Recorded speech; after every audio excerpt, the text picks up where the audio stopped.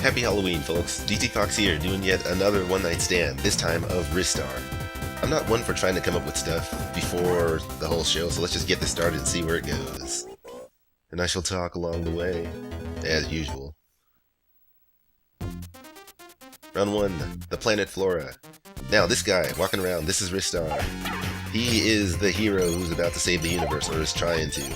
The funny thing about Ristar is that it's from Sonic Team, the same people who made Sonic the Hedgehog. And according to Wikipedia, most of the when they were trying to make him up, he probably came, I think, before Sonic, but he didn't really make the final cut. But I guess as time went on, they just decided to make the game anyway, featuring Ristar. Probably should have done a little bit more research. But as for the controls, left is left, right is right, up is to look up, I think. No, you cannot look up. Down, you can't crouch, so that kind of sucks too. But I'm playing on the Wii, so the 1 button is to grab and the 2 buttons to jump. And how Ristar gets around and does everything is with his hands. He stretches, grabs things, swings, grabs bad guys, and if he can successfully grab them, if I can show you real quick. Right quick. Let's see, here we go. Yeah, he grabs onto them, bumps his head, and defeats the bad guys. It's pretty straightforward, plain and simple. But there's 7 stages in this game, and 2 stages per world. So I guess it would be 7 worlds technically, since it's in space. But it's a fairly short game if you know how to tear through it. And there's always things hidden around, a lot of things to do, and one thing I really do love about this game is the music. Ah, dang. I'll just take this shortcut. But as for the music, it's definitely I was about to say bumpin', but that's totally some slang I'm not really used to saying. And the stage is believe it or not, in this game also, they actually have good stages that I don't mind. Like, I hate water stages and I hate ice stages, but this game does a pretty good job of making you not really want to hate it that much. And this thing I'm swinging around, don't know what it's called, but as you saw, it allows him to do a little shooting star ability. He can fly for a limited amount of time in any direction, and he gets temporarily invincibility. Unfortunately, whichever way you grab it is the way you spin, so you kind of have to time things right. Here we go! Alright, and there's special bonus stages around too if you can find them, like this here. You grab, you go, and this is actually the first bonus stage.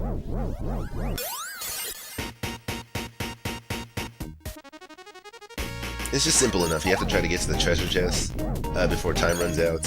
Simple enough. And the first one is always simple, no matter what. And you get extra points for it, but in the end, you actually can earn cheat codes. Or not necessarily cheats, but special codes that make the game a little bit different or better. Because there's no save states in this game, so you're kind of stuck starting from the beginning every time you reset. But there is a special code that allows stage selection, which I could use, of course, but you know, what would be the fun of playing through this game if you just skip to the end? I mean, for you guys' sake, not mine.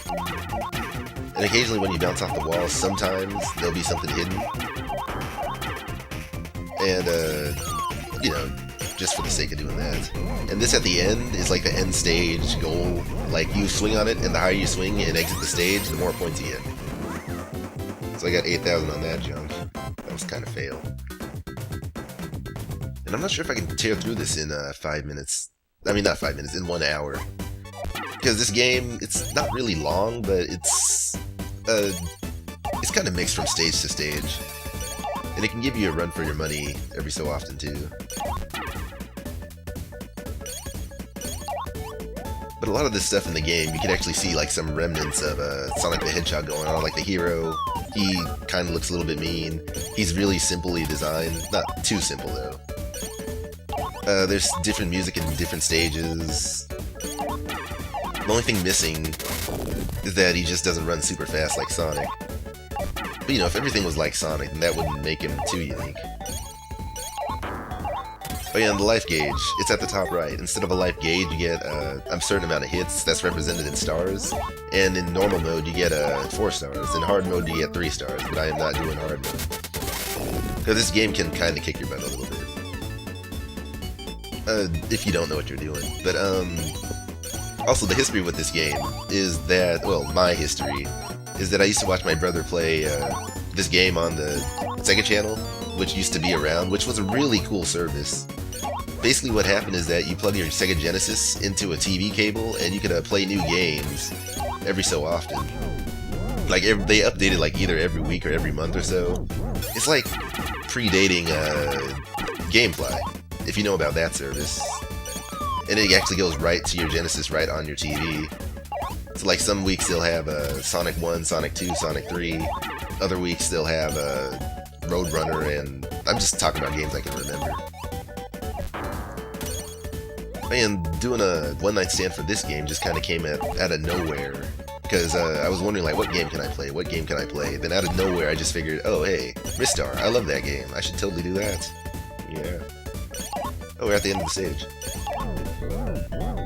There's a few other games I wanted to give a shot for, but I wasn't sure if they'd be short enough to go through. Oh, 20,100. Awesome. We're just hitting 7 minutes and 30 seconds. And this is the first boss. The first boss is not that hard either. You gotta love the stage designs too. Light and dark and light and dark. Even the boss music is actually pretty, I'd hate to say it too, but bumping. But yes, there's a monkey on his back and you have to get him off. 3 shots and you can knock him off. And you could probably reach the guy if you tried. If you tried.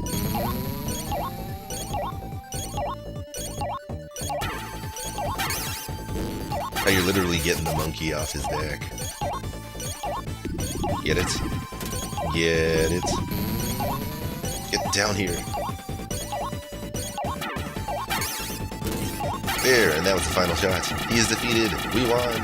Victory for Ristar.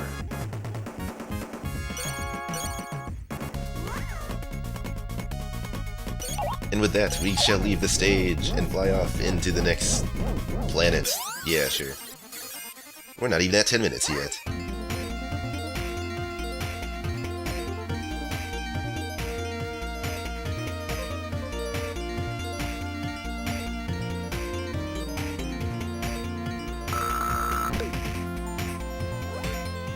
Unbelievable!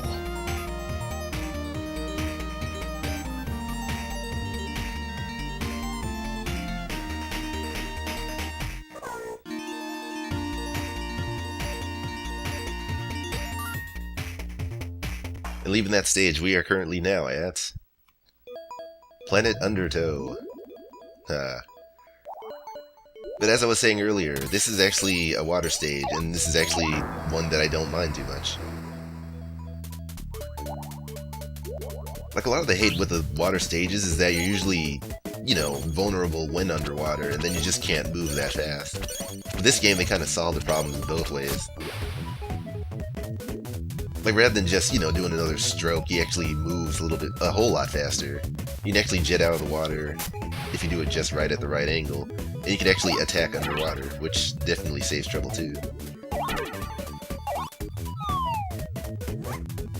Okay, I'm totally trying to make this a speed run. Unfortunately, I don't understand why he doesn't run. He just kind of marches, really. It's not too much of a problem, but, you know. It'd be cool if they used some parts of Sonic in this game. Let's keep going, though.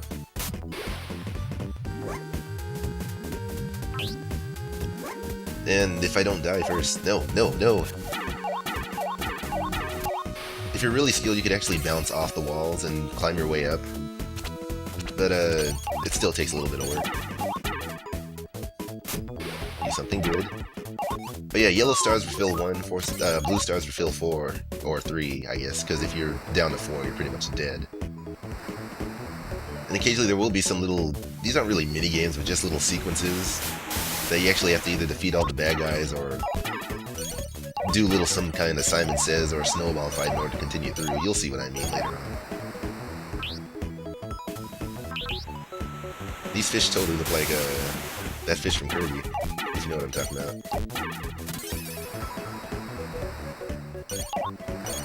But yes, the music is definitely something that makes the game more interesting in my opinion. Like, if it was just generic music, I don't think this game would have really been as good. Oh, we're at the end of the stage now. Cool. Ah.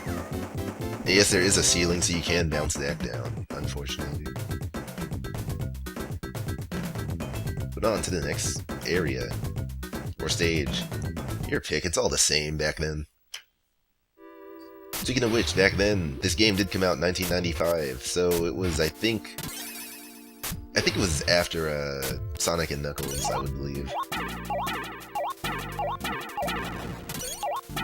See if there's anything up here. And these gems that you see, they usually just give extra points. When you reach a certain amount of points, you get a 1-up. And I guess you could shoot for a high score if you wanted to.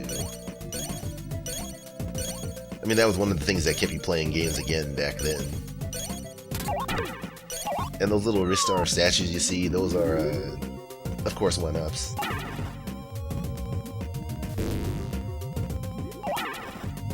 And those...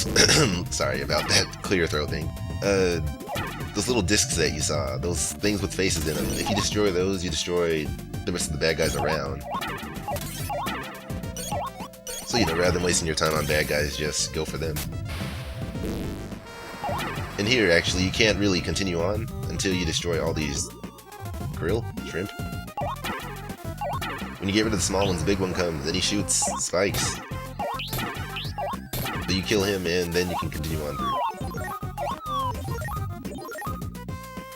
There's not a lot of depth in this game yet. It's a whole lot of fun. And stroke. And stroke, and stroke. So yes, this is what I mean, like, you can actually climb the wall to get around faster. Or, well, I guess, not too fast though, but I guess in this area you have to just defeat the bad guys. Wow, and they can still hurt you even though they're stationary. There we go. And with that, we're moving, we're marching, we're swimming. We're still getting hits.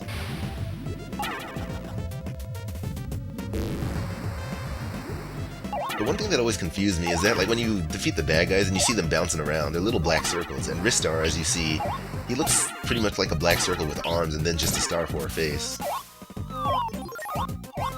Almost as if that star was just kind of a mask. But whatevs.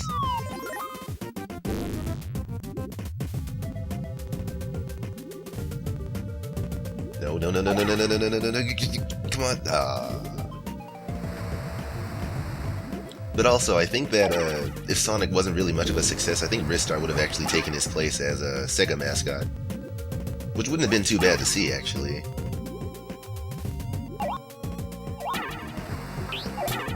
I mean, he still came around during the time where characters with attitudes was cool.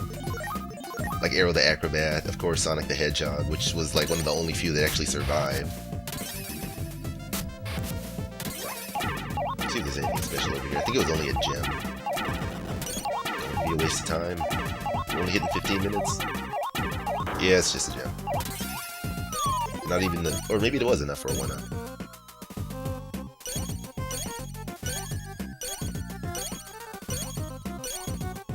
There was a few other games I was thinking, oh, a bonus stage. There was a few other games I was thinking of giving a shot for, but Ristar just felt like, you know, the one to do.